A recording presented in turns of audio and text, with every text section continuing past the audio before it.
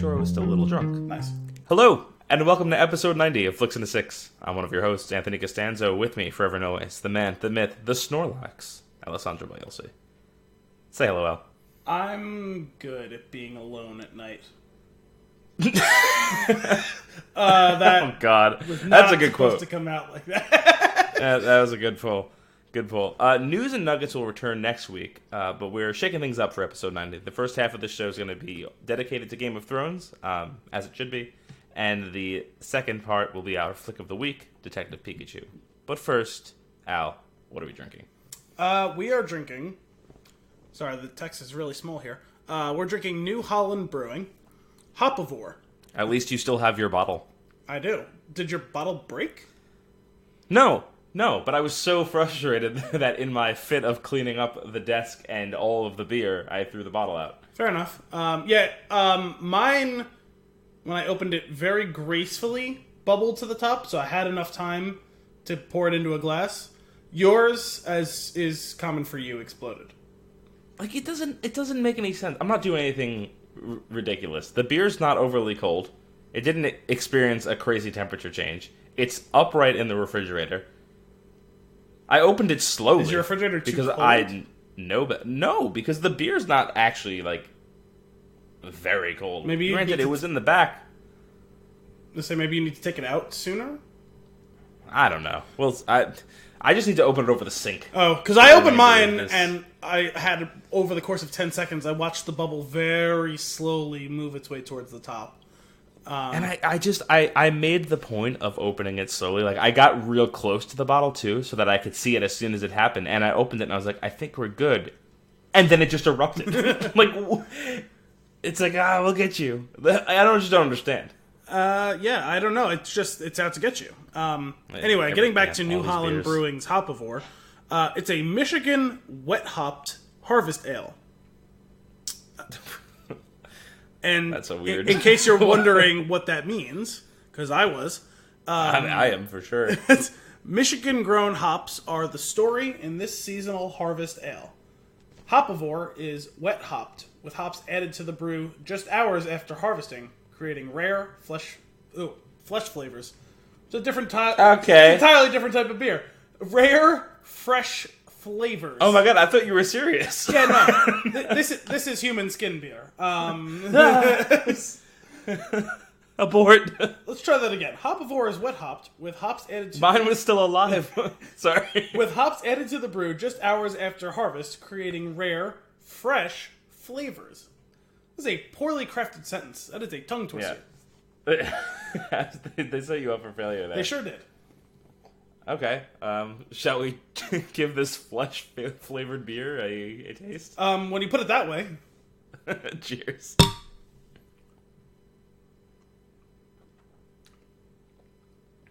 You know, in my extensive history of having sample, thanks for ruining the joke. Never mind. I know that we have a slightest bit of delay, but you had to have seen my mouth moving.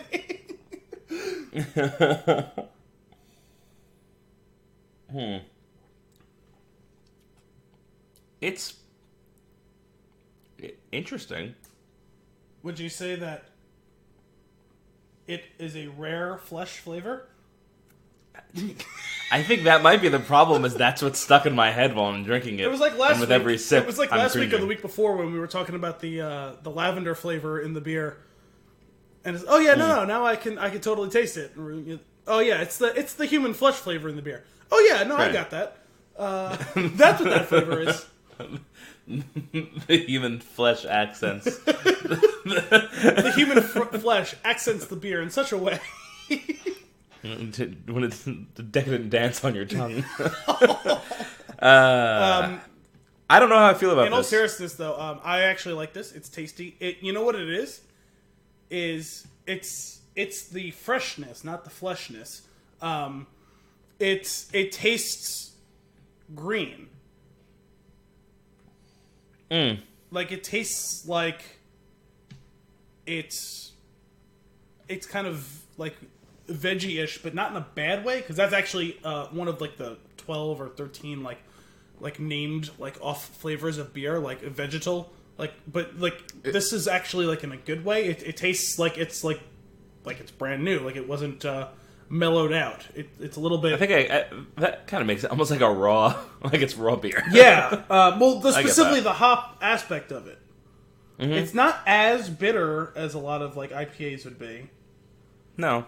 But it's got a very. It's really leaning into like the pine aspect of it. Mm-hmm. This is not particularly for me. This is going to get a single thumb down for me. Wow. Okay. But see, here's the thing, and this is realistically, this is just a flaw with my system. Is that's not that terrible. But I feel like if you go from 2 thumbs down to 2 thumbs up, that's a 1 to 5. You don't have a 0 in your scale. There is. There's a 0. There's no. Well, no. There's no 0. I guess it's 1 to 5. Yeah. It's 1 to 5. So 1 thumb down means it's a 2. That's a bad score. It's 40%. So let me. I have to put it into like, what does that actually mean for the beer? It's got to be the commonest thumb, right? Right, dead middle. That's the There's 2 down, 1 down. There's the indecisive middle thumb. It's the commonest 1 up, thumb. 2 up. Yeah, for sure. And then what the deal is though, the 1 thumb down means I'm not going to actively seek this out, and I will probably choose something else over it. 2 thumbs down means I won't drink again. So you're probably there's gonna be a rare occurrences of that. A 0 thumb, a little mix means, again, I'm not seeking it out, but if it's there, I'll drink it. So I feel like that's where this would reside for you. I feel like this has got to be bumped up to a commonest thumb. It's not. I don't think so. I'm gonna finish it. Maybe that has to play itself into the scale somehow. That definitely has to be a part of the scale. There has to be I'm going to get up and pour this out. There's got to be I'm going to struggle through this, and then there's I'll finish it, but I don't particularly want to drink it again. So we should change the scale up. There's like the rating of that one beer Al made, that other beer Al made. Sorry. I know it's a story. I know it's like on a scale of soist to red ale. Holiday Soist makes a comeback. Going back to our debut 3-part first episode, the Holiday Soist Ale. Okay, so instead of like saying it to make it sound bad against the brewery, this is I'll if I go below no thumbs, I'll revert to stars for my Untapped, unless it's 2 thumbs down. No, but that's what I'm saying. Like if it's something that you're struggling to or one finish, then I feel like that's a 1 or 2 thumbs down.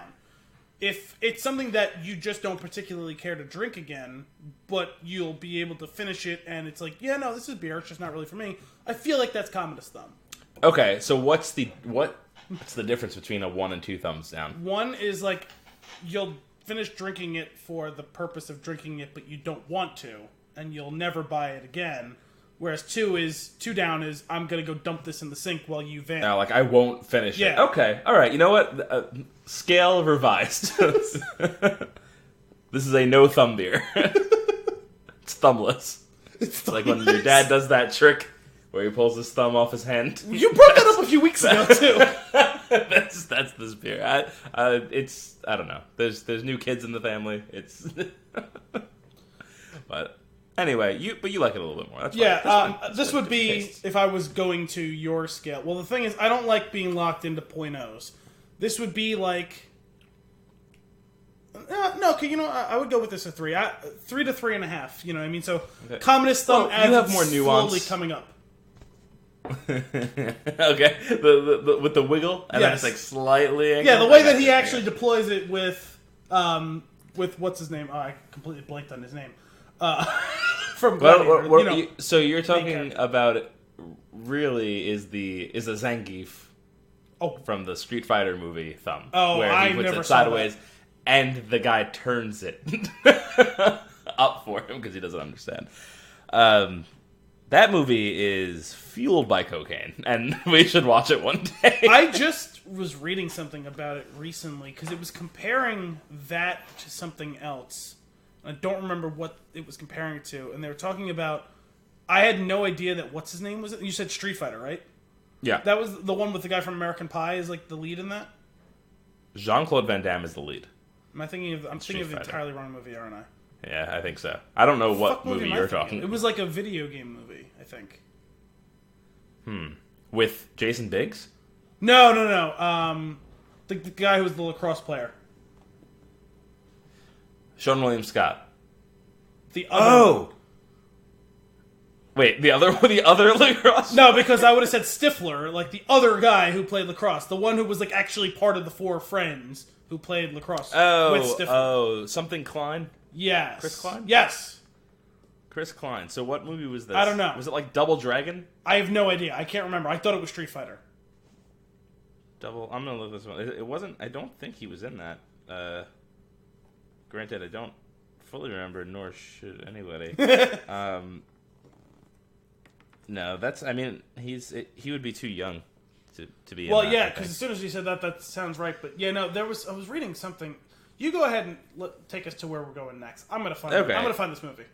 Where we're going next is there's going to be something that drunkenly was in the works last night, was reviving a friend's old bad movie night that he does. Okay. And we're going to turn it into a Flix and a Six thing.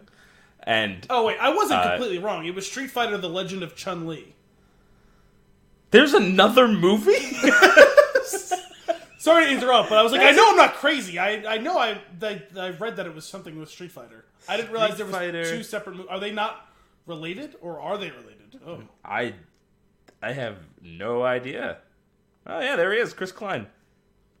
Oh, and Lana Lang from Smallville. Kristen Krug.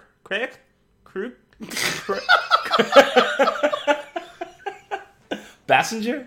Kim Basinger? I didn't even get to make the joke in that episode. I was so mad about that. Man. Oh, I feel compelled to watch this movie. I heard it's so very bad, and the thing I was reading about it specifically was like how deeply like Chris Klein got into the delivery of the lines, where it's like it's so bad that it's good. Oh, excellent. But yeah, I didn't mean for us. This is bad, even by our own derailment. No, this is great. Standards. No, this whole thing has been an absolute unabashed train wreck. Get back to the bad movie night. Okay, let's get into it. Game of Thrones is over for now. Good. So I guess you can tell where I stand on this. And I know, like, I'm not. When things like this happen, folks in social media are overly angry, overly rude towards the creation of it, and I usually am on the other side of it. I usually still find something that I like in the thing more so, and I struggled a lot with this last season just because of it was such a great thing leading up to this, and that's really it's just such a poor misstep. It's like kneel before God, and he didn't roll, and then the thing took his head off. You know, like it was the end of the. you get it. They botched it. Yeah, and I don't know how something goes so wrong. Well, that's not to say that there wasn't good parts, but that's what I've been trying to spend my time on the last few weeks, is trying to. This is a conversation I have with my brother a lot, where sometimes he has issues with some of these things, and I had a lot of issues with Thrones as well. But with a lot of these things in the last couple of years, where he'll complain about something, and not that it's undue that he should complain about it, but sure. I feel like there's a lot of wasted energy on things that are irrelevant, or oh yeah, there's a difference between disliking or disagreeing with a choice and not understanding it. Like you can choose that's what can get frustrating to me when discussing this with people. It's not just with him; it's just he's the person I talk to the most, about these sort of things. So I encounter it more often with him because we tend to consume a lot of the same media. So where if you want to dislike a thing, that's fine. But if the starting point for this conversation is you don't understand why a choice was made, then the conversation can't be productive about it. It's kind of where the intersection of criticism and thinking critically about something is. Like, there's plenty of things in Thrones or other things that I've watched or played or read or whatever in the last few years where I don't like what was done creatively, but I get why they did it. Mm-hmm. So I can only get so mad about that, and it won't ruin my appreciation for it. And I've found that where I've seen it laugh the most, or the disconnect between those two things the most, is in something like The Last Jedi, where people didn't understand what was being done with a lot of those things. So you can't get to the point of accepting it and then parsing what you like and don't like about it. If your starting point is just, I don't like this, not, I don't like this because, then it severely limits your ability to discuss that thing. And so there is some of that's gone on with Thrones this season where there's choices I didn't like, but I got why they made them. And I'm good with those. I can rationalize those. But there's a lot of things that either I can't understand why the choice was made, or I think I understand why the choice was made, and it was made in, like, I'll say quote-unquote bad faith. Not maliciously, but it was like an active cutting of corners and stuff like that. Yeah. And those are the things I can't reconcile, and that's where I'm going to devote my time to my criticism of the things.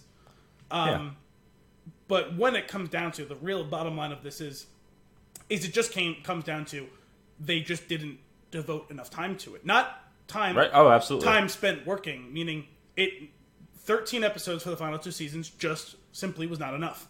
Not with what they wanted to do, because it was a narratively rich show with ridiculous amounts of character building and story writing of that nature, and those things were severely dampened.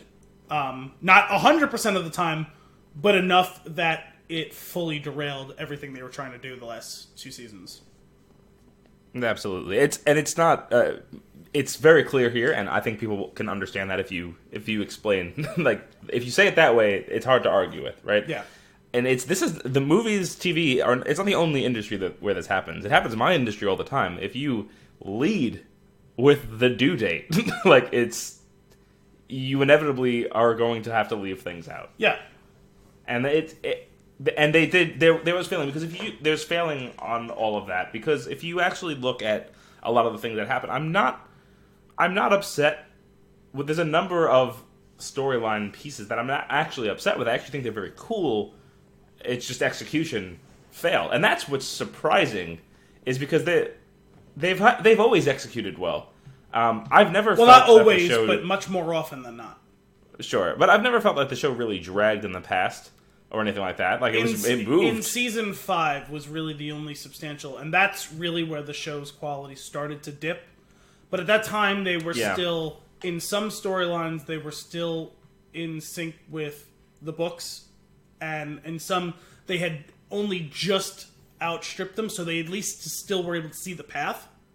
Yeah. But the farther they got from the path, it became more and more clear how much the writing of the show suffered when it didn't have Martin's direct inspiration or direct involvement, because that was also the same time that he stopped actually writing for the show. Forget about just writing of the books. If he had, at that point, still stayed on with them as, like, the calming hand on the tiller, like, they would have been fine, I think. But I think season 5 was also the last one that because he used to write an entire episode once per season, and he was hands-on executive producing each of those first 4 seasons.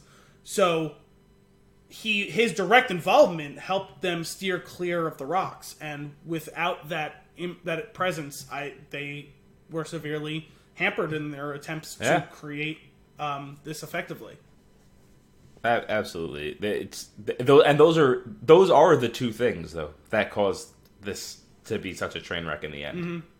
Like, yes, the person that thought this up to begin with no longer being there, hands on with it, and being like, we're just gonna do 6 more, and that's it. Like, what? Why? Like, I actually don't understand that decision at all, unless there's probably politics and stuff behind it, I'm sure. I know it's expensive for them, but I also know that their revenue is probably way up because of this show specifically. Well, it is, but the thing is, and you can choose to fully believe this or not, but it sounds like HBO was willing to write them not exactly a blank check, but basically give us a reason to not meet your number. You know what I mean? Mm-hmm. Like, and they chose, it sounds like they had the control to choose that this was the path they were going to go down.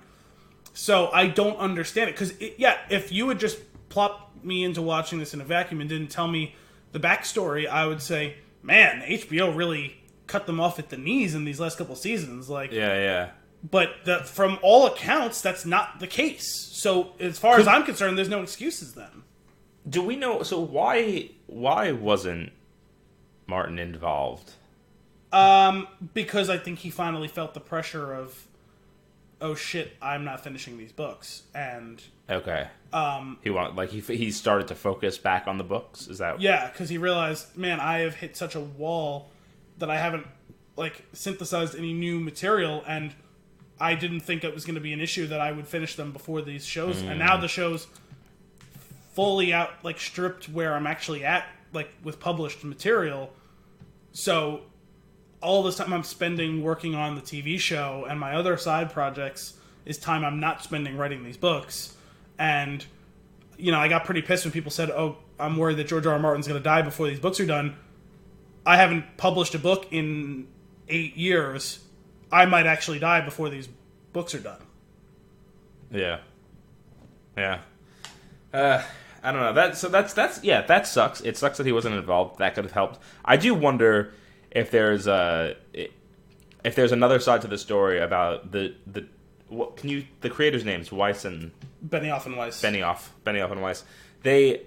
I do wonder, and I honestly wouldn't be upset if it just came out this way, if they were just kind of done. If they were kind of bored with it. I wouldn't be surprised. And actually, to further that point, and I don't have any proof of this, but after watching the whole final season unfold, I wonder if some of the actors and actresses were done with it as well. Yeah, could be. Because if you watch the way that some of our main characters... how their storylines were treated and their screen time was treated in the final season, I wonder if some of these people basically said something like, oh, my contract says I have to be on set 15 days. I'll be there 15 days. Right. You know what I mean? And I'm only and I only have to work 5 hours a day. I'll be there for 4 hours and 59 minutes and 59 seconds. You know what I mean? Yeah. Because you see some of these... That's funny. Because two people in particular, and it's funny considering their own link together in real life, but... The guys who played Bronn and Lana Headey who played Cersei, they barely did anything this whole season. Yeah. And there was the whole thing, not that it has anything to do with this, but where they're contractually not allowed to be on set together. But he... What do you mean? Oh, they had had a relationship and it ended very badly, and at some point they put it in the contract that the two of them would never be on screen together. They would never be on set together. Oh, wow. Which is why, in the beginning of the season, they don't bring him to Cersei to tell him to go assassinate Jaime and Tyrion. Instead, Qyburn goes to him and tells him. Oh, interesting. So that's one of the ways that they worked around that sort of thing. But a little scandalous behind the scenes. Which, that part of it's fine. I don't really care one way or the other about that. But no, I just it's a little note that notices the two of them. But something like that, where she had a couple scenes or one big scene in the first episode, and then you don't see her again until the fourth episode, and she has one or two scenes, and then the fifth episode, the one where spoiler alerts, where she dies, she doesn't have a line until 3 minutes before she dies. She's just staring out over the balcony drinking. Yeah. She had seriously 8 minutes of screen time in the whole final season. Bronn had 6 minutes of screen time the whole final season. Varys didn't speak until episode 3. Yeah, and then he was killed in episode very strange. 5. At the very there's definitely things going on behind the scenes that we're not privy to some degree, and kudos to them. It's their business. They didn't really. A lot of that stuff hasn't really come out. I mean, you mentioned this thing with Lena Headey and the guy that plays Bronn, but like interesting. There might be other stuff. I am curious. So when I said, maybe Benny and Weiss were done. You said maybe some of the actors were done, and then I started thinking about it a little bit more. What if? Martin is the heart and soul. He created it, right? So what if just him not being involved? If it was just too hard. Not that it was just too hard, but it just everybody's spirits were just not lifted anymore. Like you were working with Santa Claus for 5 seasons, and then Santa Claus left. Like, like that's crazy. I don't know if that's exactly an excuse, but I do wonder if not having him, if it just became too big of a burden to shoulder for them collectively, not just the showrunners, like all of them together. But yeah, no, it's the one thing that you can say like definitively is the writing on the show. It's like someone was like tapped to do it at the last minute, like, oh yeah, like I watched the show, like I'll help you write the finals. You know what I mean? Yeah. Like, it doesn't feel like it was written by people who crafted this thing from day one. Right. Like the attention to detail, and I'm not going to kill them too much for the Starbucks coffee like cup and the water bottle and not Jamie's but hand. That's really funny. Starbucks of Winterfell. For those of you who are Spin Tune sports fans, that was really funny. I'm actually not going to kill them for those sorts of things because the amount of time it spends them shooting and them editing, like, it's an absurd amount of like footage that they spent their time on making. Those things happen, and the example I always bring up, like if you want to talk about like things that were polished that were fuck ups, the original Star Wars, when the stormtroopers are running into the command room where R2-D2 and C-3PO are a stormtrooper smacks his head on the fucking door, and in the original cut, and for 20 years, you hear it go as he's smacking his head on the thing. You just don't realize it because you hear the click, click, click, click, click of their boots as they're marching in formation. And eventually, I think it was in the 97 HD re-release, they cut the audio, but I think the visual is still there because there's no way for them to cut that scene or to like edit that shot because it's right in the middle of the shot. Like it would be super choppy, so they left it there. But without the sound, your eye's not necessarily drawn to it. But this guy cracks his fucking skull on the door. I thought it was the reverse. I thought that the sound wasn't there, but they added the sound in because they couldn't take the clip out. I don't know. It was one of those things. But either way, you still see his head. It's a great scene. It's one of my favorites. The only thing that if they wanted to go like all out, they should have just added the Wilhelm scream when he thunks instead, like for no reason, like wow, like crack, as if he's falling away. Oh my god, that'd be terrible. But somebody's done that. Yeah, from that perspective, though, that bit of polish that was on there, I'm not going to kill them for something like that because, again, I can understand how that mistake's in there, so I don't have to like it, but I get it and I can move on. Like it's not. I can really understand how that mistake is in there because I can't understand how the hell they pull this off to begin with. Yeah. But you're going to lose me with just flat out bad writing, especially when it's coming from such a high standard. Like, the reason people fell in love with this show was because it was so well written. Mm-hmm. And when you then take that central aspect of it out of it, why should we still love it? The only reason we do, and because it's the same thing that's gone on with Walking Dead, it's just, it happened much earlier on with Walking Dead.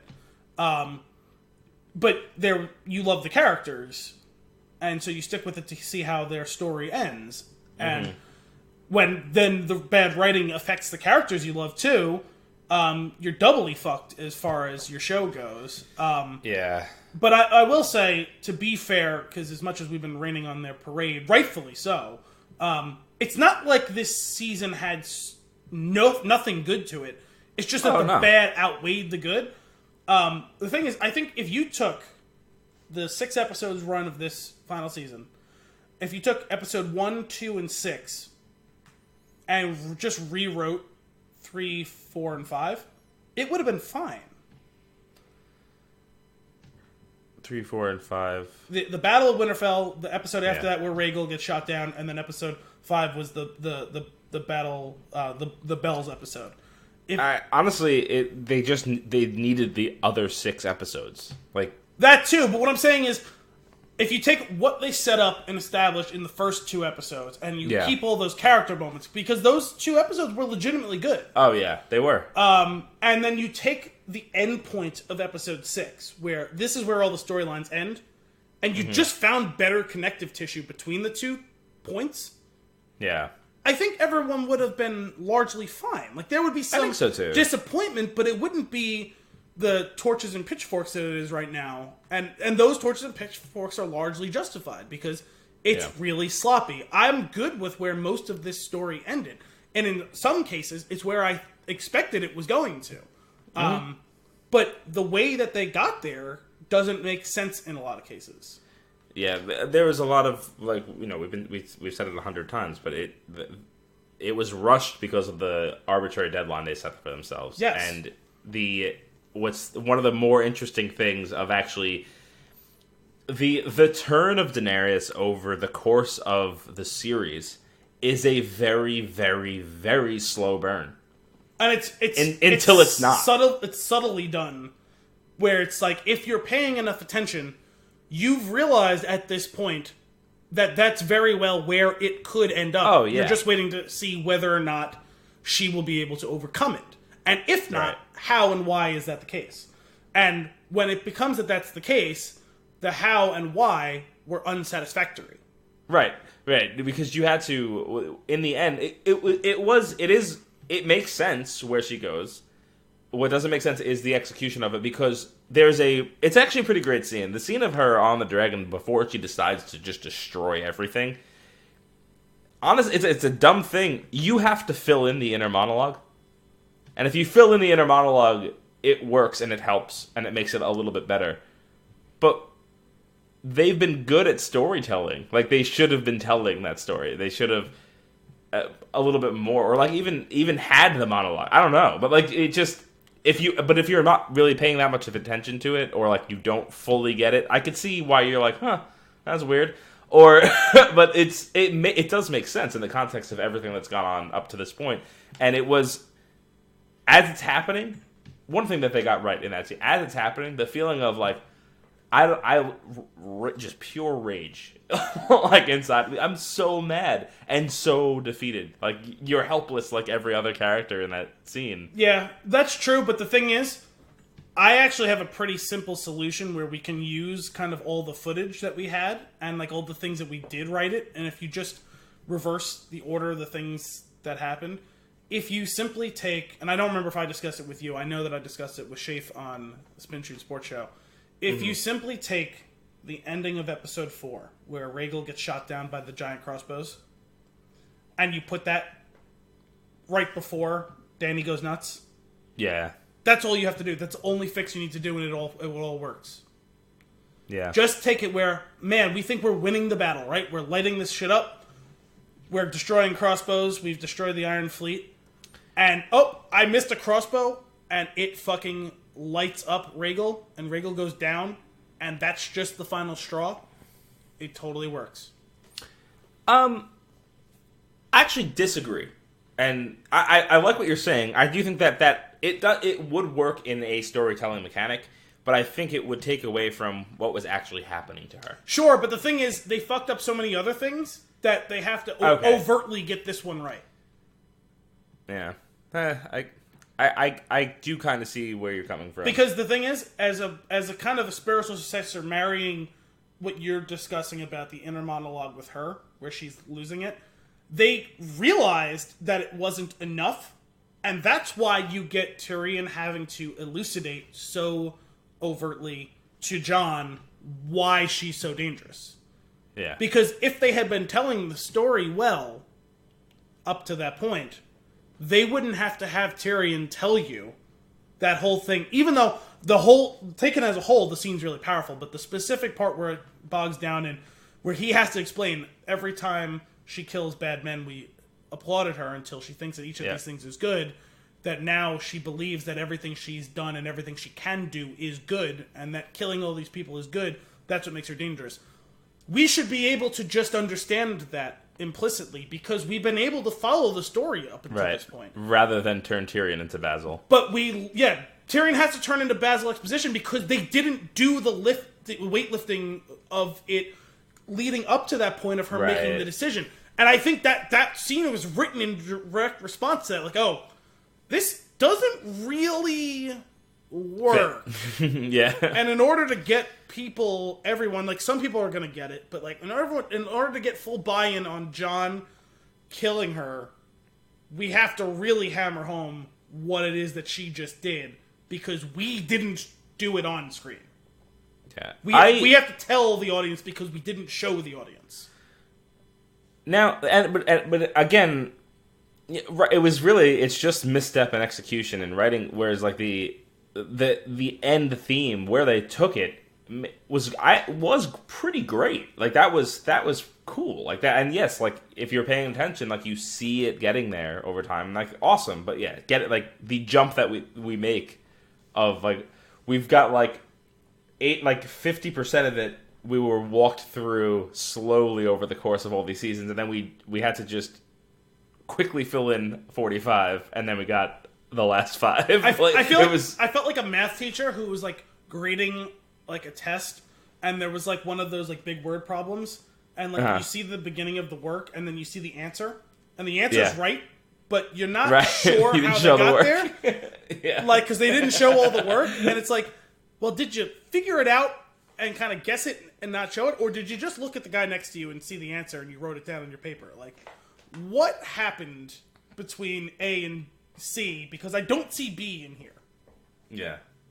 No, I completely agree. That's fantastic.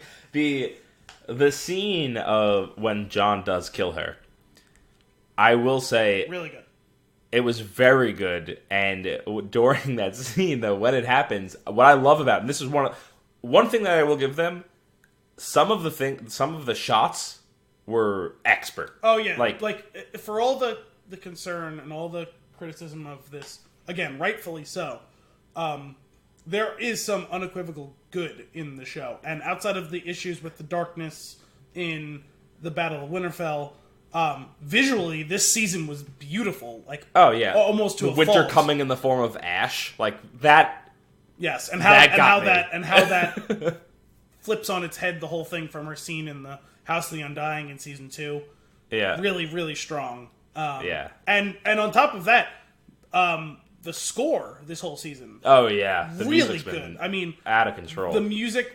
When they played when the whole Night King sequence at the end before Arya kills him, the way that they twisted and like played with some of the old themes from the show as it went on later, like when Cersei and Jaime were about to die, the way that they incorporated the Reigns of Castamere, the way that they took the theme, the actual Thrones theme, and twisted it in the scene in the throne room when Jon kills Dany, like. Really, really cool stuff. Yeah, I will say in the scene where he kills her, there was they held on to the scene and the facial expressions just long enough where you don't know who killed who, and I loved it. It kind of felt like a spiritual successor to the scene where Rick killed Shane in The Walking Dead. Yeah. It was the same thing where they well, in this case, they were in an actual embrace, whereas in the other one. The two of them rush towards each other, and you hear the sound, and both of them have a pained expression, so you don't actually know who stabbed who. I love that. Yeah, just the camera is 2 inches higher, so that you don't know the answer. Like that's again expert shooting. Like I love or editing because they had the whole thing in the shot. I'm sure. Well, shooting, editing, and acting because the thing is, at times. The two of them didn't fully sell me on their chemistry. Whereas at other times I actually thought it was good, but it ran hot and cold.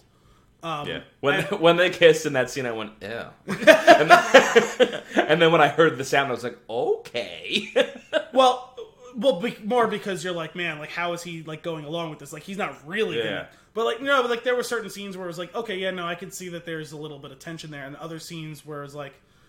I'm not really buying what you're selling right now, and that's not even above and beyond like in the episode before it where like she goes to kiss him and he like kind of pulls away and she's like oh so it'll be fear then like that was fine, like, that it's icy because it's meant to be. Like, it was actually a well-acted scene for being so awkward, right?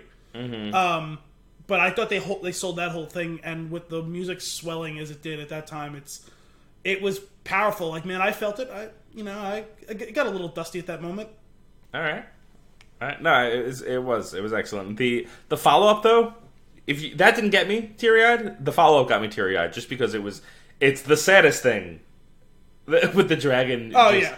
Well, it's because it's sad and it's tense because like, oh, is he gonna fry John now? Yeah. Because like, I wouldn't want it to happen, but also like I get it. I get why he would. And he's like nuzzling her. It's like the Ewok that like shakes its little buddy. Like, no, even better. Someone, if you can go and find this pretty easily, but someone did a side by side of the scene with Simba trying to get Mufasa back up. There you go, that one too. And they used that audio over it, and it was it's heartbreaking. It walked right up to the abyss of being corny when it flamed the Iron Throne itself. But people have a lot of issue with that scene. I liked it. I still ultimately liked it. Like in the first minute, I'm like, oh shit, that's badass. And then like as it's going on for a couple seconds, I'm like, okay, it's like a little corny, but like I'm also okay with it. Yeah. I was listening to Kind of Funny. They did their review of it, and one of them said that their significant other in that scene was out loud goes, "Damn, that dragon hates symbolism," which I think is like if you are on the side or loves it, yeah, it's both, right? This throne represents everything that is wrong with this world. You know what? Actually, I didn't think of it in the moment, and I didn't even think about it when I was talking about that scene with Shafe, but. It was like right after we were done, I was like, fuck, I actually had the perfect... Like, the one that got too corny, but like it's kind of spiritually linked to it, is the end of the King Kong movie when Jack Black says, "No, it was beauty that killed the beast." Uh-huh. Where this is like the same thing, where it's like, you think he's going to torch John, and John flinches as he lets go of the fire, and he's actually aiming at the throne, and it's the same thing. Drogon's like, John didn't kill Dany. It was the Iron Throne that killed him. But if anybody else ever calls you a beast, I'll rip their lungs out. After that, though, that scene is what we do our time jump, right? For the first time ever? Yes. And with no words on screen of how much time has passed, but you're supposed to get it from Peter Dinklage's beard, which is just his beard from before. I mean, I guess the better way to tell is John's beard. John's beard... Yeah, but by that standard, it also takes 10 minutes to get to him, right? So right, yeah, Tyrion's beard should have been a lot longer than it was, if that's what we're using as our barometer for time. That's probably true. It was just slightly more shaggy. That whole, while I love Tyrion giving the speech, and I love like. He's just at this point. He's just out of it. He's not playing the game anymore, yet he still kind of wins to a degree. He's just first of all, no. Let's just be clear. There is one definitive winner of the Game of Thrones, and it's not Tyrion, and it's not even King Bran the Broken. It's Bronn of the Blackwater. Yeah, that's true. He is the unequivocal winner of the Game of Thrones. That's fair. That's fair. Oh my god. But I mean, I know this was like a silly scene, and I think it was trying to.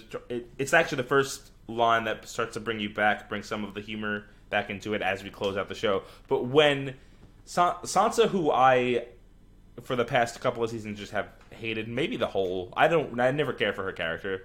Maybe there was one point where I felt for her character, but like I never really cared for that character. But when she goes, "Uncle, sit down," I was like, damn, that was good. You've been gone for like 3 whole seasons. Sit down. If the only way that could have been better is if one of them went, "Who are you?" Actually, if you're gonna do it, if it would have been like, if Arya would have been like, "Who is this?" or yeah, she says it and she goes, "Uncle." Yeah, it's funny because when they started that scene, I'm like, oh my god, they actually dug up Tobias Menzies for this fucking scene. No, and then when he's completely, he lost, and then he turns and his sword hits the like. It's so. Good. Oh yeah, I was like, it's funny because we were watching that and that happened, and I like laughed. I'm like, oh my god, they could have played that like totally straight, but no, instead they went like full on like slapstick comedy. Yeah. And they did a couple of good things, a couple of fun things like that in that scene, especially with Sam being like, "Hey, what about democracy?" And everyone's like, "Oh!" Also, talking about like digging up actors who haven't been in the show for 3 years, that was the same kid, the annoying kid who played Robin Aaron. That's crazy, right? I figured it was because the time has passed. Yeah, but it was just in the same way that like the kid who played Bran became like oh yeah no now he's like. He became every hipster in Brooklyn. You mean with a with a wooden chair that they made themselves? Yes, with a homemade wheelchair. But yeah, no, I do think that was kind of cool that both of those actors came back to play those roles. That like, oh hey, like, they still exist and like matter too. In that moment when Tyrion goes, "Bran the Broken," you gotta think, even though he's not really a person anymore, but the humanity that's left in him definitely went through that whole thing of like, fuck, that nickname's gonna stick. Like, it's so bad. It's the goddamn alliteration. It's just gonna stick with me forever. Oh man, that was those are some of my favorite memes that I've seen this week since the ending. Was like about the like, do we really have to call me Bran the Broken every time? Can it just be some of the time? Like, I get it. Like there's the best and worst kings are known by their like nicknames, but like, does it have to be every time? My sister sent me one that was it was a picture of him, and it says, "When you're that one kid in the group project that did nothing but still gets the A." And I think his character is probably one of the ones that they failed the most. Oh, absolutely. Specifically because it makes sense to get where they got. But again, same thing. They didn't give us the story in between, which would have actually been entertaining and interesting and engaging. Because right now, he's just a creep show that nobody likes. Like, as far as the audience is concerned. Yeah. Oh my god, that I'm sure you've seen. I think we talked about it, but that meme with the dog showing up in every window of the house, looking out at the person it's just Bran staring at you. Oh, that was. But why do you think I'm here was also probably one of the other baller statements of the show. It's like, good, you're finally getting to it. Let me unroll my eyes, and I'll be your king. Let me unroll my eyes. It kind of looks like Ditto. We'll get into that later. No, Ditto creeped me the fuck out. That was terrifying. We will definitely be talking about that. You think I'm not just gonna? I'm not gonna hit you just because you look like the girl I'm attracted to with beady eyes. Oh man. So I don't know. Grey Worm has a say, doesn't have a say, still votes for. Like, I don't that whole thing. Like, I get why he's angry, right? It makes sense, sure. Like, he's probably the only one where you just accept that he's so angry about his sundae falling on the floor. Did you see that meme too? No, but I mean, it's a little bit more than that. Like, he cares about two people in the world, and they're gone now. Died in like a span of 4 days. Mm-hmm. Sorry, that meme that I'm referring to is the way that he says Miss Sunday, whatever it is, and there's a picture of him with a sad face. And then the next picture is an ice cream cone on the floor, and it says "Me Sunday." So good.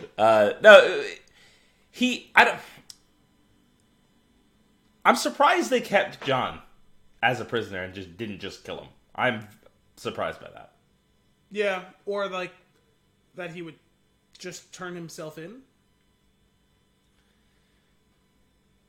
That who would, Jon? Yeah. Yeah, I understand his thing about the honorableness, and he probably figured, like, okay, like, I kind of just ripped my own heart out in the process of, like, stabbing her in her heart, but, like, I don't know, I feel like, not that he should, like, run off into exile immediately, but more kind of just, like, let me just go somewhere so that cooler heads can prevail as we figure out what you're going to do with me. Yeah. Like he still tried to like not die when Drogon came in. And like he can poke his head up every once in a while and be like, hey kid, what are they saying about Jon Snow? Not yet? Alright. It goes off to a different land. or just goes north of the wall anyway, because I'm pretty sure that's what he would have done regardless. Yeah, no, I think he just wanted to stand judgment, and I think he was probably still torn on the idea of, do I want to be alive or dead? Right. But like, can I really live with this decision? Let them make the choice. I do feel like he was at least 51-49 live, because he didn't run, but he also was afraid of getting torched by Drogon. So if, he hadn't exactly lost the will to live. Right. You know what I mean? Even if he was contemplating it. Yeah, but even if you lose the will to live, I'm pretty sure when a dragon is staring you in the face, you'll be scared. I don't know. The last time he was staring a dragon in the face who actually wanted to kill him, he just screamed at it. That's true. He did what you would expect Steve Buscemi in Armageddon to do in that moment. What, ride it? But yes.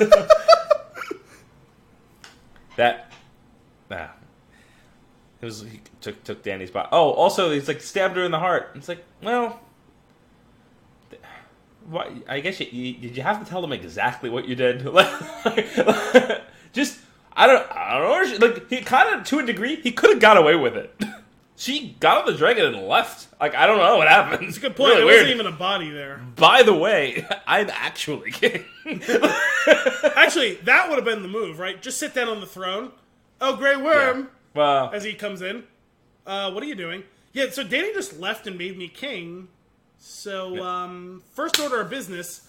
Let's see who's suffering from third-degree burns and see if we can help them out a little bit. God. What about the Dothraki? What of them?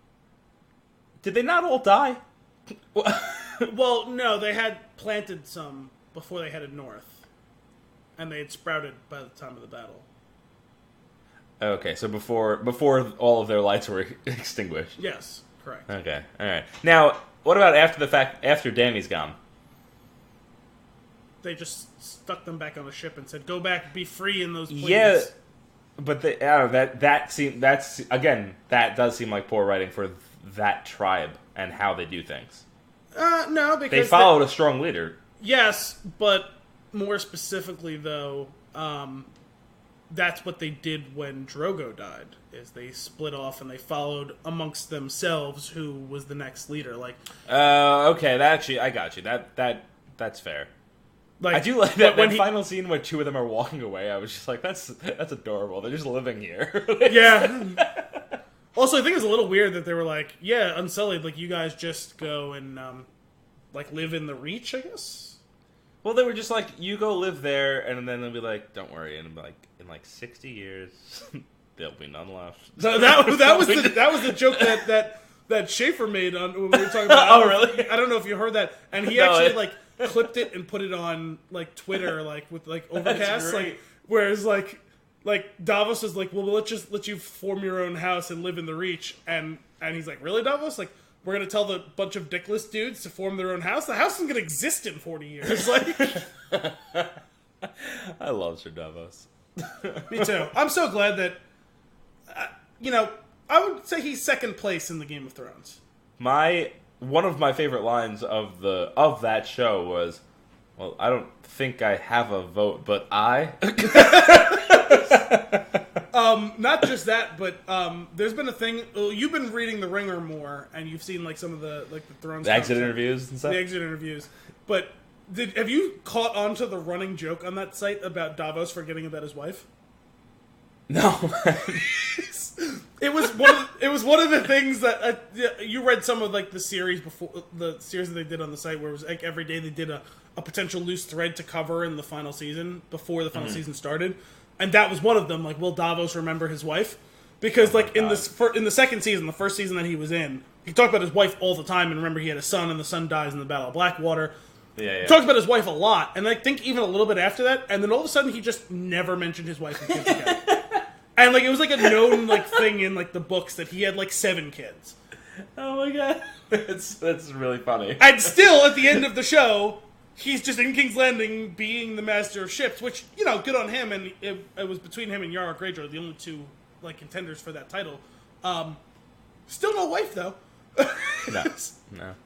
The, man, he's fun. Because with all the other things that they forgot to write or forgot to execute, they really just tortured that man with burning children. Like, why are you doing this? It's horrible. Yes, his son burnt to death. His foster daughter burnt to death. That girl looked exactly like his burnt to death foster daughter. Yeah. Then the kid with her mother burnt to death with the horse in his hand, like the figurines that he used to make. Oh yeah, I forgot about that. Yeah, it's just like if he just gave up, I'd be like, yeah, I get it. Oh my god, that guy crushes that character though. He acts his ass off in that show. He was one of the people who really, I felt like, personified the role themselves. Like, especially for me, someone who read, I think I read the whole series twice through actually. He's someone who really personified the role. Like, I felt like they cast him pitch perfect. And I didn't feel like that was true with everyone per se, though I think they nailed a lot of them. Like, a lot of them. Yeah, they did.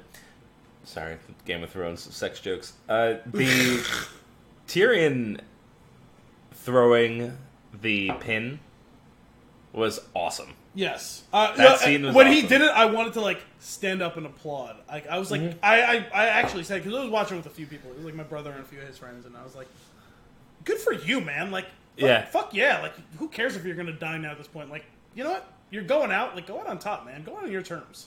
Yeah, exactly. But when he did that, Kim goes, "Oh my god, is she just gonna kill him?" I was like, No. He's the only one still playing the game, and he kind of was until he's got that. He's like, it was all a ploy to get into a cell to have one last conversation with Jon. It doesn't go well, and then he's like, and it works. I immediately regret this decision. Yeah, Jon leaves, and he goes, "Fuck." He's not gonna do it. Can I try this again? You go out. You come back in. The talking about killing, watching his best friend burn was he got me choked up multiple times in that show. In that episode, especially when he saw his brother's hand. That was that scene that was tough. would have been more impactful if Kim didn't go. Couldn't they have just stepped over to the left? And I was like, ugh. And I try to justify it, but I can't. I mean, either way, Jaime's dead. Yeah. But she might have lived. But, I feel like Tyrion's got to feel like, well, if I can't have Jaime, then I don't really need her. Yeah. I feel like if he found both of them alive, it'd be like, oh, great, you guys are alive. But, if he found just her, I feel like they would have finally got back to the Valonqar prophecy, and he would have, choked her out. He finds them both. First sees Jaime, and he's like, yay! And then he sees her, and he's like, oh, you're alive too. Great. Yeah, but he would have been okay if he just had Jaime alive, you know what I mean? Yeah, they would have been fine. No, their relationship was always well done. The two of them, again, like Davos, acted their asses off. Yes. And especially, I'm glad they gave each of them a few strong scenes in this final season because they had both been kind of sidelined for the last couple of seasons. From, a performance perspective. The two of them were very central to the plot, but they didn't get asked to carry much of the emotional weight anymore. And when you consider some of the highlights that each of them had, especially in that run in, season 3 and 4, where, Jaime finally starts to strip down to the studs and become a new person, and Tyrion deals with his ever and more increasingly unfair set of circumstances, ultimately leading to his trial and then murder of his father, right? During that run of season 3 and 4, the two of them were asked to carry a lot of weight, and they were very much up to the task. And it felt like that was another reason the show suffered some, was that the two of them were sidelined from a performance perspective. Yeah. No, that's fair. Man, I talking about it, I feel good, right? It's fun to talk about it. I do wish it was extended and I got more from it because it was something that I loved. I think that of all of the issues that I had, my biggest issue was with that battle for Winterfell episode, whatever it was called. Was it Long Night? It was called Long Night, yeah. Long Night. Because this, I loved the whole concept of there's this looming threat, and you all don't realize that you're just being petty. Like, while this ridiculous thing's about to happen. But then when it happens and it's over so abruptly, that was like another rushed thing that, while the outcome would have been a cool ending outcome, there was like a lot of build-up and not a ton of payoff. And then the end. Then again, the music helped with that. It was pretty amazing. But and Arya being the one to do it in the way, the blue, and blue eyes, like the eyes, like that was all of that was cool. Yes. The things that in that episode that advanced the plot were awesome. It was just the abrupt end of this threat for so long, and it's a silly thing where you don't want people. Characters that you love to die. There just didn't seem to be a ton of. They didn't seem to lose a lot from it, even though and in sheer numbers they did. But the execution and the scale that they showed as it was happening was poorly done. Well, that was the one thing that I had stuck to was like ease your bloodlust a bit. Like, we'll still lose more characters as the show ends, and we did. We still lost a significant, and we started to lose the more and more important ones, right? Like, the main characters, a bunch of them died, like half of them. So I was okay with that, knowing what was going to come next, to some degree, right? Yeah. For me, my biggest issue was we talk about it's all going to come back at some point to the writing being suffering. So many of the things that seemed so important in the show for so many years, in the end became mere plot devices to put up barriers to Dany. Like, things like the Night King and Cersei and her dragons seemingly being overpowered and the entirety of Euron's existence all just became plot devices instead of characters or actual plot points, right? Or story threads to follow. They just became things to chip away at her power base to make it difficult so that she would snap in the end. Instead of it happening organically, it comes off as very contrived. Oh yeah, absolutely. Like each of those characters and their arcs could have been a season's worth of material. And I think it was, I don't remember the exact quote, but I think Martin said something along the lines of if they wanted to do it justice for what I have in mind for the rest of this, it would have taken 5 more seasons. Yeah. That is saying a lot. And if you get to where we got with 5 seasons of build up and more things happening, I do think that it could have been a better feeling. The thing is, I really don't think it needed. I don't think it needed. Could it have sustained itself for 5 more? Sure. Oh no, I don't think it needed that many more. But it definitely needed 2 full seasons. At bare minimum, 20 episodes instead of 13 feels like a pretty good start. And if you want to argue, make it 30 episodes instead of 13. Right. I could get on board with that too. You know what I mean? But I don't think it needed 50 more episodes necessarily. No, I don't think so either. But I get what he's saying though, and that's it does translate to what we're feeling about. Yeah, I mean, a bit hyperbolic, but the spirit of that argument is absolutely correct. The jokes of it being a D&D game where the DM is moving are pretty great, and there's tons of them. Well, the best, most simplistic rendering of it all is that picture of the horse where it's super detailed and then it becomes like a scribble at the end. Yeah. It's pitch perfect. Yeah. Oh man. Do you have any other things you want to speak about in regards to Game of Thrones? Not really. My closing thoughts on the show is we'll probably all need a bit of time and space to properly contextualize where it sits for all of us as far as Sure. like our overall impression of the show, but that ultimately I'm not going to let this sour ending ruin my appreciation of the show and what it stood for symbolically and for the many hours of enjoyment I derived from it over the years. It's not the first show to have a bad finale. It's not the first show to have a bad final season after excellent seasons. Even if this may be the most egregious example of it,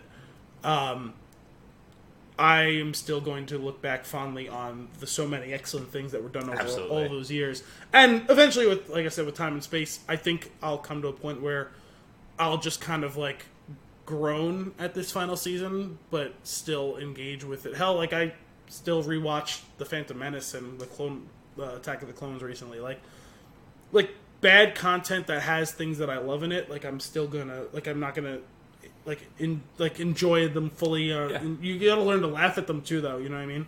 For sure, absolutely. I would say what I would encourage folks to do, especially if they're in the situation where they loved it up until now. I am actually excited to rewatch the entire series. I'm very excited to rewatch it because what I now not building up towards that ending, knowing exactly where it's going to go. You'll be able to fill in those pieces along the way. You'll be able to help yourself get there throughout watching the rest of it and pick up maybe on some cues that you didn't get before that make it a little bit more worthwhile, make more sense. But I think at the end of the day, I think rewatching the series will help. It's not going to fix the end, but it will help make it not as feel as as much of as a stab in the fan's back. Like there's good stuff in there. Like the storyline is good. Actually, two things actually that I want to bring up. Three, sorry, and they are the three Stark folks. So first, the slight smirk on Jon's face when they pan to him with all the people behind him after he's crossed the wall and they're going in further. Great. Again, great shooting. Well done. That was awesome. That was cool. Sansa saying that Winterfell is not going to be part of this whole new thing. That seems like a misstep to me. No, because it's been a long harbored resentment for that region, and it's been something that they've been building towards for a long time. Though it does seem slightly clumsy when her brother ends up being the one sitting the throne. That's what I'm saying. There's a Stark on the throne. It's the only thing that should have pulled them into the fold. But the thing, actually, my perspective, what ultimately is clumsy about it, and it's not even from the story's perspective, but rather when you consider the gravity of what's going on there, why they're the only ones that secede, I won't understand, because the Greyjoys, since their first inclusion in the Seven Kingdoms, have always wanted to split, and that was, says, wait, we had a deal with Queen Daenerys, that was what the Greyjoys bargained for, was that they want to be separate. And also, the new Prince of Dorne, who had 0 lines, and we don't actually know his name, but got a seat at the council. Dorne was the last of the Seven Kingdoms to be conquered by the Targaryens during the First War of Conquest, Aegon's conquest. So it's a bit odd that they also wouldn't secede. Yeah, that whole thing was a little jumbled at the end. Yeah. As it gets closer and closer to concluding, things get more and more rushed. I'm sure there's ways that they could explain those decisions, but again, they need more time. And then the final one is when they stopped writing Arya. That sucked. And they stopped writing her around the time that she got into the map room, and they're like, shit, we don't have time. We only have one episode after this. Arya, go! Run away! Yeah. Flee! And that sucked. It was kind of cool to see I like the idea of her going and exploring and figuring this stuff out, and what else is out there? And there's a whole situation involving that in the books, where there's this character who was mentioned as some way less important, like world building history thing that it was Alyssa Farman who tried to do this very thing like a couple hundred years earlier, and not the only person, but is potentially the only person to have succeeded in navigating all the way west. And there are some parallels to Arya's story and journey to her, and why it's cool that she's ultimately doing that. It's kind of just a footnote thing, but that's cool. Yeah, there's this whole thing. Yeah, there's this whole thing about how she may have been the only person to have ever successfully do it, and that it is a round world like ours, and that because there's some note in some history about some other character thinking they saw her ship in Ashai, which is the farthest east that's on the map. Cool. It's where Melisandre was from, and it's where Quaithe, the one who gave the prophecy to Dany, was from, the woman who wore the mask in the second season. Mm-hmm. And there's, for people who are deep readers of the books, there's theory that that character is actually Alyssa Farman. Huh. And that's the reason that she's masked. And also, like, because she clearly has magic, because she displays magic, especially even more so in the book, there's, like, it would explain how she could be, like, 150 years old or whatever she is. And when you consider Melisandre is, like, 400 years old or something like that, so... That was another visually amazing scene, was her taking the necklace naked off, old lady? walking... Oh. Yeah, just like, yeah, walking into the snow in one of the scenes that you're able to actually see in that episode, with Davos trailing her. Yeah, that was pretty dope. But the pull back from the ship and then seeing the Stark House sigil on that was pretty cool. Yeah, I like that. Yeah, I don't know. That's it. That's it for Game of Thrones. Let's shall we dive into our flick of the week? Sure.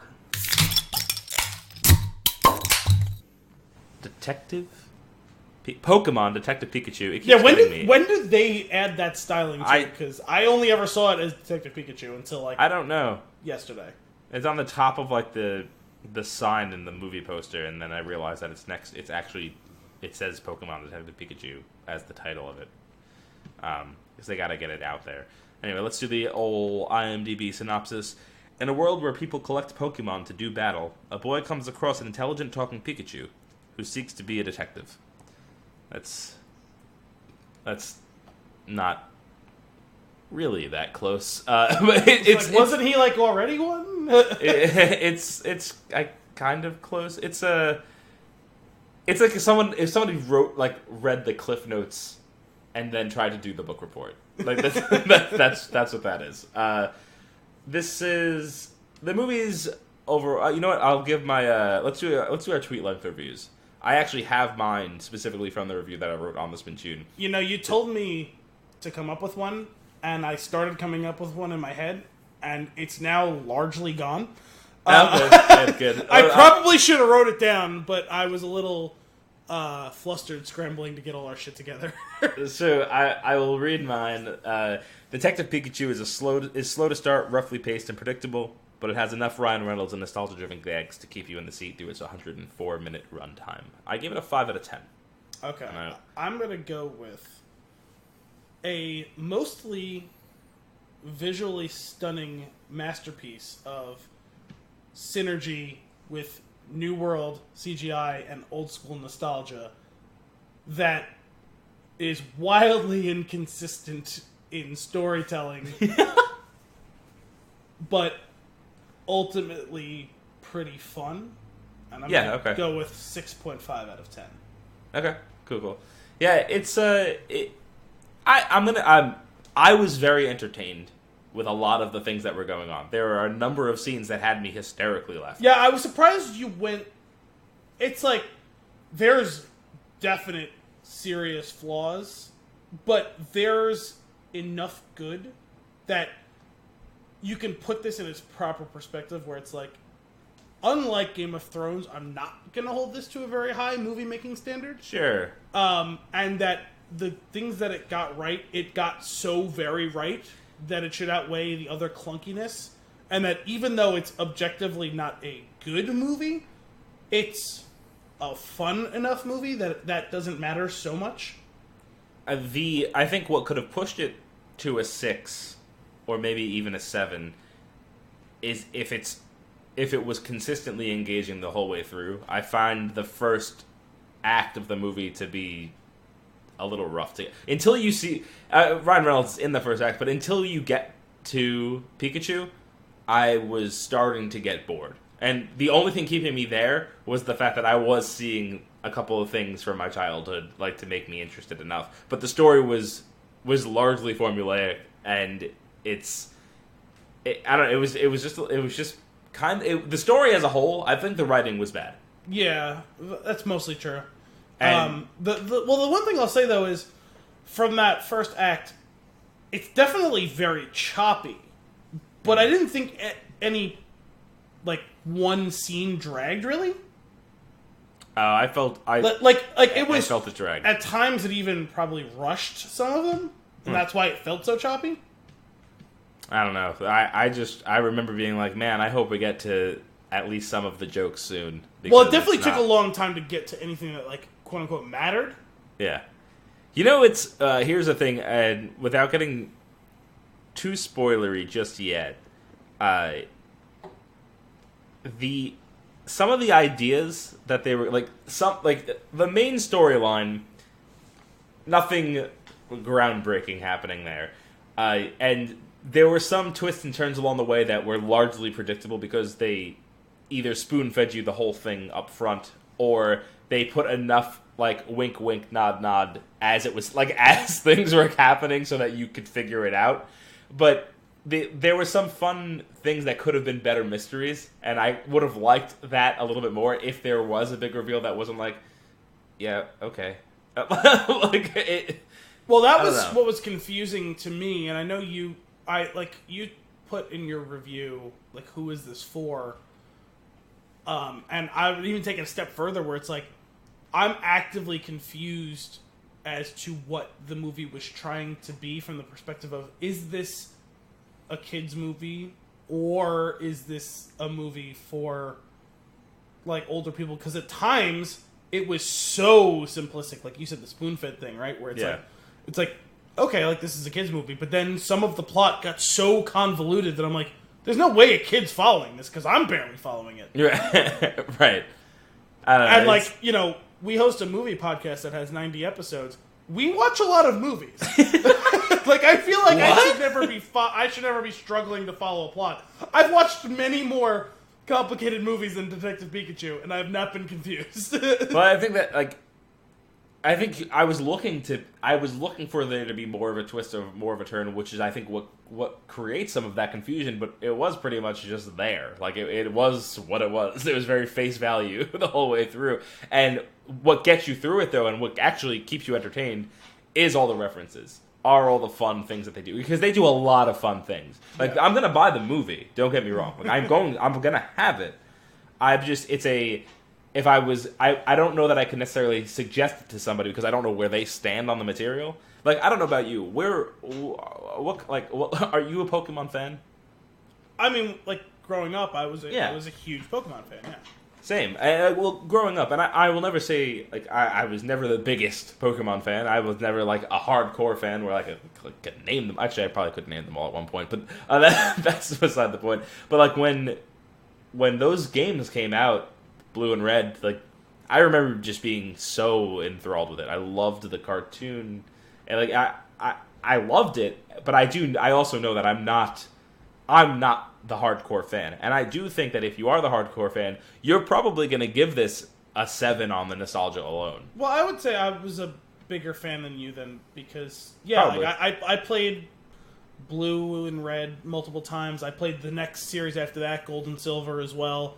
I collected a shit ton of the cards when I was a kid. I loved the show, or at least the first 2 seasons of it, whatever was the main storyline, quote unquote, of the show, right? I watched all that. I remember going to see the first movie when it came out in theaters. I think the second one too. I was a big fan. Yeah. But I mean, but largely you haven't really been focused or thinking about Pokemon for a while. No, I mean, like I don't think I played. I think I played one of the ones from the third generation. Okay. Because I think my brother got them because he was, he's 4.5 years younger than me, so he was still firmly in it at that point. Yeah. So I was like, just for like, I was like, okay, you know what? I should probably play this. Like, why the hell not? And, like, it's kind of cool. But that was like when I was leaving it, and there was actually, I remember when I was in high school, there was kind of a resurgence of the game amongst like my peers, and it like actually kind of made perfect sense. Where it was like, especially like sports, it was something that some of us played for like long bus rides. Okay, that's funny. You know what I mean? Yeah, because it's that makes a lot of like, sense. hey, we're stuck on this bus for an hour to like our game or whatever. Like, fuck it, or on the way back, whatever. Like some guys were just dusted it off, for nostalgia's sake, because we weren't playing the newest one. We were going back and playing like blue and red. You know what I mean? It's like if you're stuck on a bus for 45 minutes, like why the fuck not like mess around, like have some battles or whatever. You know what I mean? Right, and I think that it's funny because like that actually tracks with a lot of what I've heard from other folks. That it's a silly thing. It's like one of those things where like the 2-year difference between us, you did have you were in that sweet spot a little bit longer. Yeah, and that makes a lot of sense. Now, but again, over the last few years, you haven't been playing Pokemon games or been like... No, my connection to it really in the last few years was like through something like Super Smash. Yeah, okay. Perfect. Which like, I loved that there was like a Pokefloats like thing, because that was from Melee, the second one, right? Where they one of the maps was on like the Pokemon like hot air balloons, like not hot air balloons, but the things. I was like, oh my god, they're doing Pokefloats, like. But yeah, no, I mean, like I'm sure, like over the years, like every once in a while, you kind of just get bored with like what you're doing, like is like your interim thing. It's like, fuck around, I'll crush like a run of like blue, like speed run of it. You know what I mean? Yeah. But I haven't done that in a few years. But there are people that are hardcore into that. I mean, it's a big deal. People love it, and this is. I mean, it is. I'm gonna be writing an article about fan service and why it's not a bad thing. Stay tuned for that. And that's what this is. A lot of it, and I'm okay with it. It's great. Like if you love this stuff, you're gonna smile the whole way through the movie. Like that's awesome. It's feel good. There was a lot of good versions of that. Yeah, it's all a balancing act with the whole fan service thing, right? It's like it's how much of it you're doing in whatever you're doing, and what way it manifests itself, and is the core itself of the movie purely nostalgia, or is it just a nice accent mark on it? You know what I mean? Yeah. And this probably hews closer to it being the core concept of it. Oh yeah, absolutely. But there was enough going on around it to justify it, where it's not the end of the world. Mm-hmm. Well, you know what blew my mind, which is something I did not expect, was aside from the Pokemon nostalgia, the number of like late 80s through mid to late 90s pop culture references throughout. Yeah, I'm struggling incredible. to think of any right now, but yes, you're right. I have a list, which we'll get into in spoiler territory, but before we get into spoilers, I want to touch on one other thing that we can talk about, which is the cast. I mentioned this in my review, I thought the cast did I thought they were great. I think they all did a really good job. I just think they were not written very well. Yeah, all those weird, like, Karen Sony just being in, like, the first scene of the movie, I don't really get why he's just there. Like I expected him to be in more of the movie after that. Yeah. The biggest one for me though was Catherine Newton, plays Lucy. Yeah. She felt like an anime character come to life. The way that the costume design, the physical acting, the abrupt cuts directly up to her face, like it was that stuff. I thought was handled really well. Yes, although confusingly they stopped doing it after the first scene. They only did it for like 10 minutes. Yeah, so like I feel like you kind of have to do that all or nothing, but I don't necessarily hate that they went for the nothing more after that, because it would have been too much. It could have been too much, for sure. But I think introducing her that way, she had that gravity for the rest of the movie for me when she was on screen. I pictured her that way. I kind of pictured that when she's in her reporting mode. I kind of picture her as like a O'Neill from the Ninja Turtles. She walked the line between anime and cartoon character and real life person really well. I think she helped bridge the gap. You're right. The way like she's introduced, like the whole coming out of like the sun and like smoke or whatever, and the hands on the hips and the whole the posture, and like you said, like the quick cut to her face, like whatever, like the dramatic entrance, like from let's hide this person's appearance as she delivers some overly dramatic dialogue, and then bring her into screen, and you realize that hiding her appearance didn't mean anything. No. That's just a silly thing. That was almost like slapstick Into the Spider-Verse funny, doing it that way. But I don't know, and I just love Ryan Reynolds. Anything he says cracks me up. I will say that him and Justice Smith had a good rapport, which is gotta be tough sometimes. I think for like voice actor to real actor. Yeah, I can't imagine what that's like. One of my buddies had mentioned a while back, Matt, friend of the Spin Shoon. He's like, do you ever think about Space Jam and how for that entire movie Michael Jordan's just kind of leaning on his knees, talking to nothing? Well, like, I don't know if it's better or worse, but they usually put in like a ridiculous like placeholder thing, because like that was the joke that they made when Kit Harington hosted Saturday Night Live, like the weekend of like the premiere of Game of Thrones, where they like put like a bunch of the cast members into that was fun, and like Amelia Clark's like, most of my lines are just like me talking to a tennis ball on a stick. Yeah. Oh man, awesome. Let's get into a little spoiler territory, because I really want to go through some of these references that I found. Okay. So I'm sure there are, based on the number that I found, I'm sure there's probably a lot more. Probably. So let's go through a couple of them. Well, one of the earlier ones, we're introduced to Detective Pikachu and the R vial, which I feel like that little nod to Team Rocket that wasn't actually there was kind of cool. Yeah, I was sure it was going to be like R for Rocket, and then it wasn't. I was actually a little disappointed. But I don't know what those little monkey ones were, but it made them crazy, and they broke in. And I think was it that scene? Oh no, it wasn't even that scene. Sorry, it's when Psyduck's about to explode, and he's going, "Serenity now, serenity now," which is a Seinfeld quote. Yes, and I was surprised by that too. I was like, "Wait, what? Like, did that just happen?" And then when the minute Tim walks into his father's apartment, and angels with, was it filthy mouths, filthy souls? Yes. When that starts playing, I'm like, does this movie take place in the Home Alone universe? Yeah, I was I was confused when that was playing, because he hears it before he opens the door. Yeah. And I'm like hearing it, I was like, wait, I know this. I was like, what is this from?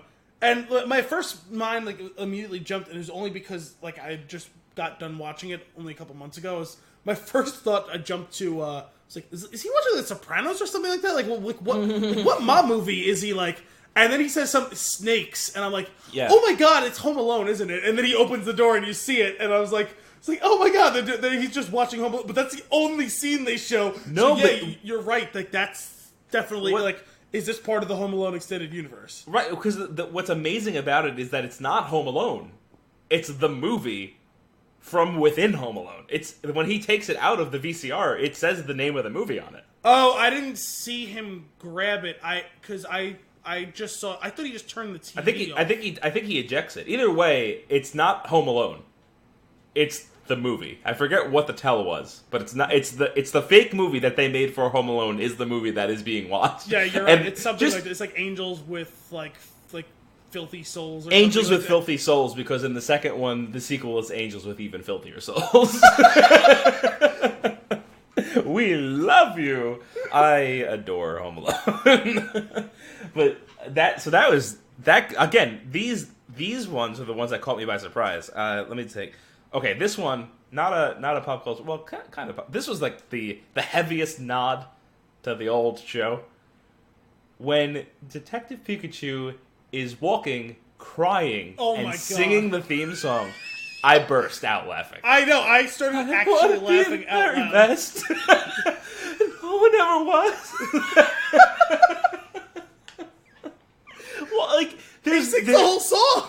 Yeah, and that's that. Okay, see, this is what I'm talking about. That's amazing fan service. Yes. And also, if you want to go back to like nods to the actual like show or whatever, the backstory to Mewtwo is the backstory from the first Pokemon movie, which was after, like a year or two of the show, where he says Mewtwo escaped after genetic scientists created him in a lab 20 years ago, and he escaped the Kanto region. It's like, oh, like that was literally what happened in the movie. Oh man. That's I like that, those things, the nods to the original materials that we're familiar with. That was cool. This one, how about this one, which is perfect timing considering what we did last 2 episodes ago? I think it was 2 episodes ago. Yeah, it was 88. He stole my balloons. That was the villain's plan. Was the plot of Batman. Yeah. He gassed the town with parade balloons to make them crazy. Good point. I didn't even make that connection. That's funny. Well, the funny thing is, I made a completely separate connection to that movie, which, when watching it, my first thought when they were first coming into Rhyme City, I was like, man, that's really slick, visuals. It looks futuristic, but not too futuristic. Where it's this is a not too distant future, where sometimes where they try and do oh, this is the future, and it's wholly unrealistic, right? And this felt oh yeah, this could totally be 5 or 10 years from now. You know what I mean? Mm-hmm. And I was but it looks like a gorgeous, clean, city, which makes sense considering the backstory of this city, right? Where it's founded by this billionaire philanthropist. You know what I mean? The whole thing is built on full-on rapist. Yeah. Jesus. No, but the whole idea where it's supposed to be this idyllic utopia, right? Of humans and Pokemon living together. It's oh, yes, this does look exactly like that. That's really cool. And then they started drilling down to look at a more of a street level view of an average person living there. And some of the scenes are shot in an alley or in a little side street where there's the little market and stuff like that. It's okay, that feels real to me, but the problem is juxtaposed against some of the other scenes, it becomes oh no, that looks like a really detailed set in an empty space. The city only feels lived in when it's really narrow focus. Yeah. And that was something I experienced, and I don't think I brought it up in the 89 Batman, where a lot of the scenes that feel like they're supposed to be bigger, it feels so fake. Mm-hmm. And when there's densely populated sequences, it feels like they're on a movie set. Yeah. You know what I mean? No, that's fair. The only scene that didn't feel like it was when they were at the town hall, when the Joker is dressed up as the mime and he comes to attack the press conference. Mm-hmm. All the other scenes, even the scene where he goes and leaves the roses, those all feel like movie sets. And that whole final sequence with the balloons, that feels like a set. Even though it's the biggest street that they show. For sure. No, you're absolutely right. That is an interesting point. That's funny. I never thought about why that scene in front of the town hall was so different. And it is because it's probably shot in front of a town hall. Yeah, it's the only one. It's the only one that feels authentically like being in a city. Yeah, no, that's funny. The not really that much of a reference, but the Snorlax asleep in the middle of the road, blocking traffic, and the Machamp cop guiding traffic. Fun little background noise. I like that. Yes, that is the type of good, quiet, subtle bit of world building that you want to see. So, the one final... You had to have picked up on this one. The one final pop culture reference that I picked up on that was not part of, specifically Pokemon related, was the death of Ditto, was the death of the T-1000. Was it? It transforms into everything that it was as it's dying into a puddle and then splashes. Oh, yeah. And it's perfect. I was like, the only thing missing from this is dun dun dun dun dun. I really enjoyed that, but But seriously, getting back to it, those eyes were fun. I did not enjoy those eyes. on a human being's face. These eyes. Sing for us.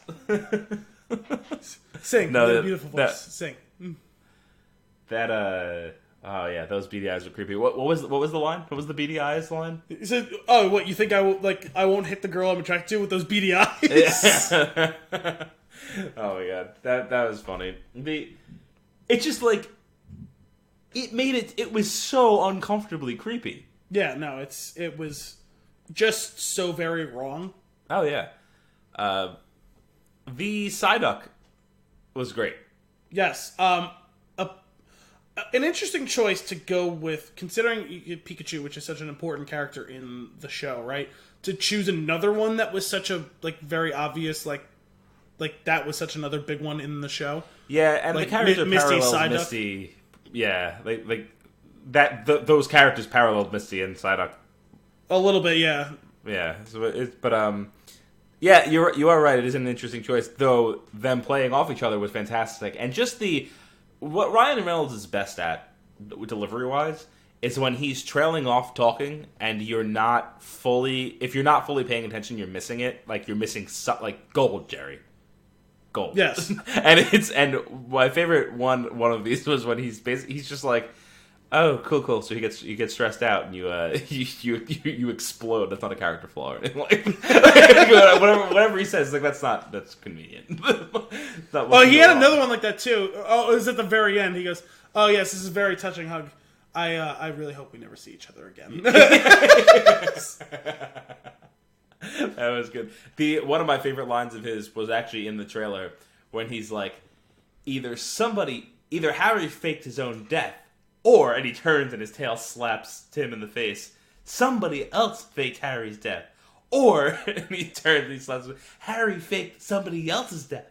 That last one doesn't even track. No, it doesn't. The addiction to caffeine and sticking with that the whole way through. Yes. That's fun. Especially at the very end. Yeah, it's the darndest thing. I've been craving coffee all day.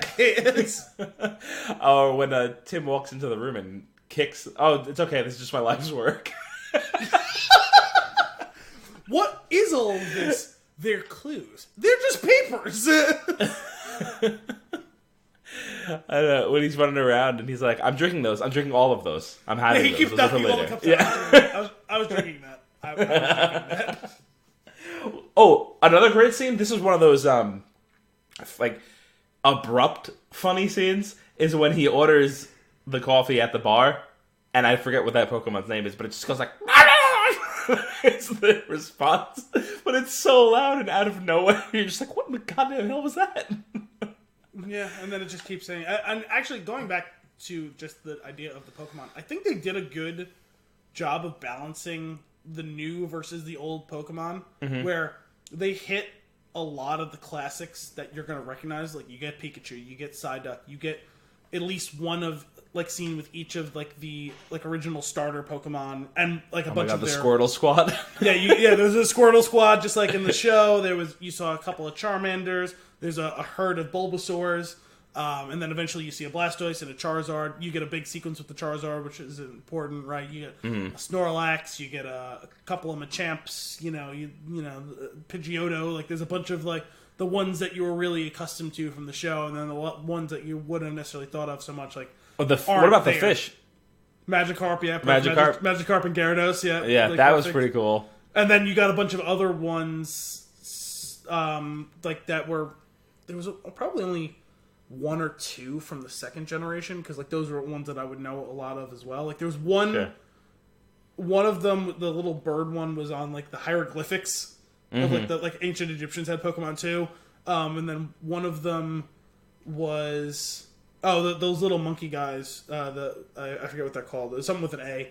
Those were from the second series of games, and then there might have been one other, but there wasn't many of that. And then there was a bunch of ones that were much newer ones that like the one you were talking about. I don't remember what it's called. In the coffee shop, that was one I remember. I think from the third generation. There was a couple of... It was the guy who was I think you actually saw two of them at some point. The guy who was working at the apartment that the father lived in. he had like the little Pokemon like sticking to the glass. I think that was. I want to say that was one of the starter ones from the third series of games. Okay.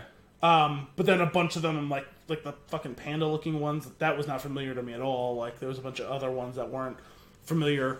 Although the one doing the DJing was, I don't even know what it is, but that was really cool that they were, like, doing, like, an a cappella group that was, like, creating, like, techno music.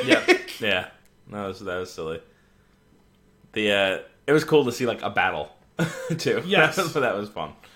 Yeah. But, although Pikachu, like, getting stage fright was odd. It kind of made sense. Yes, ultimately, but at the moment it was like, Yeah. It was like, I feel like this is like kind of like a tease and a letdown, you know. And they give you one at the end, but like, I'm surprised they didn't give you a little bit more opportunity to see them in action. When he's freaking out, when did you become a Pokemon trainer?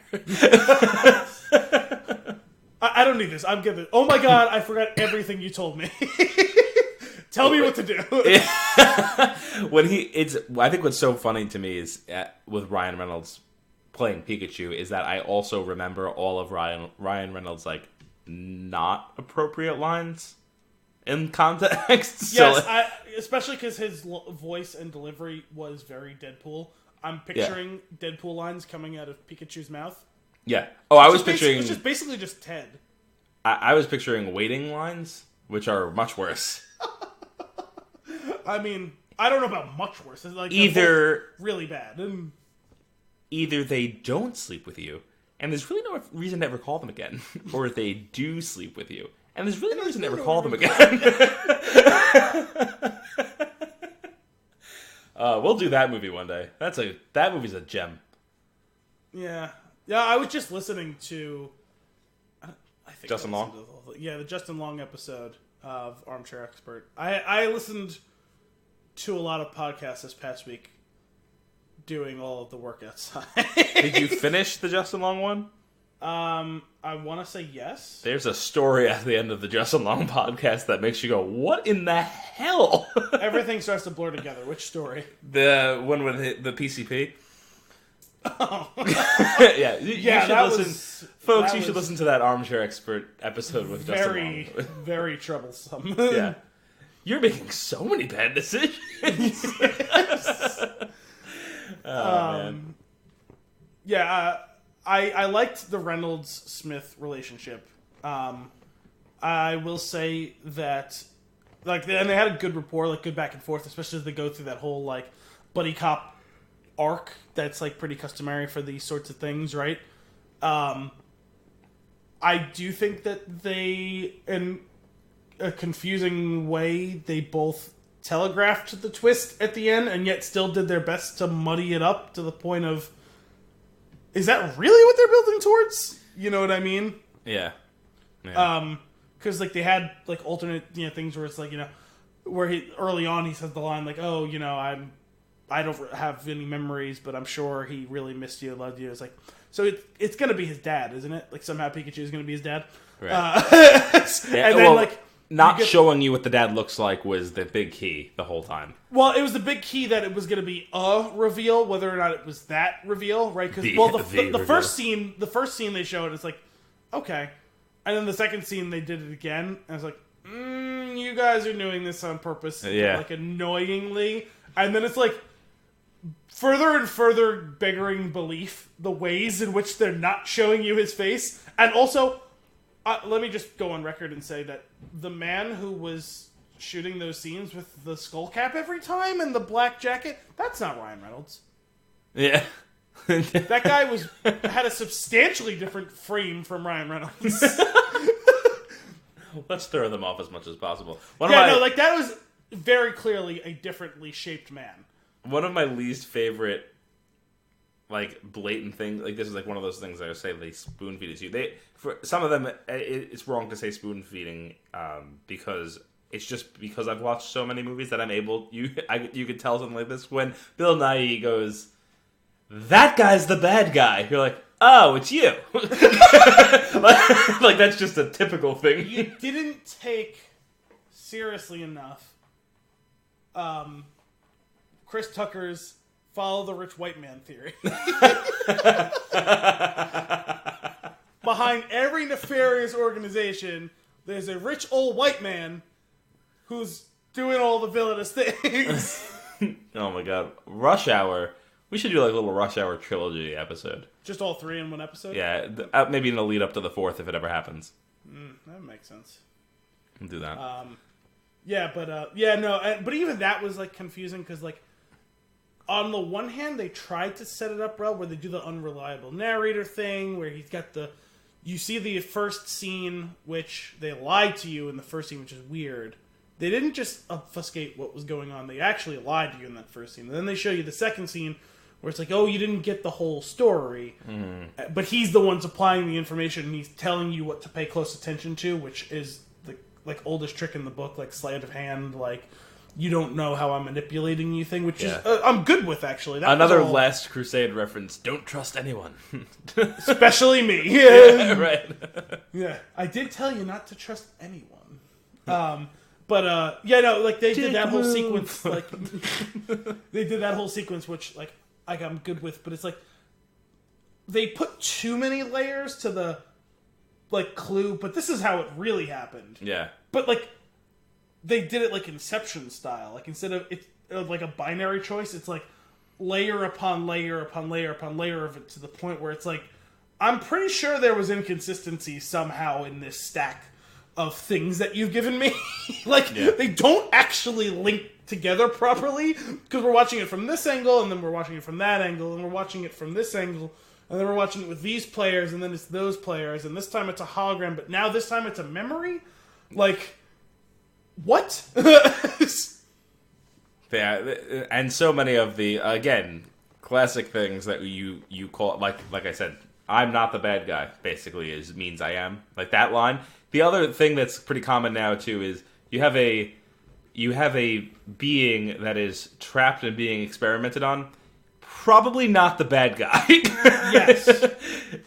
Although they actually did do a pretty good twist with that, where you get the clip of the memory where Mewtwo's saying humanity's evil, and then it cuts. Yeah. And then the reveal at the end, but you've restored my faith in humans, or human Pokemon relationships. Like, oh, that's actually kind of a nice, cool, like call and callback situation. I actually like that part of it, even though you've done the like big red flare of like, this thing is super powerful and it's been trapped and that's obviously bad. Well, no, it's not, guys. It's the same thing that they did in Captain Marvel, right?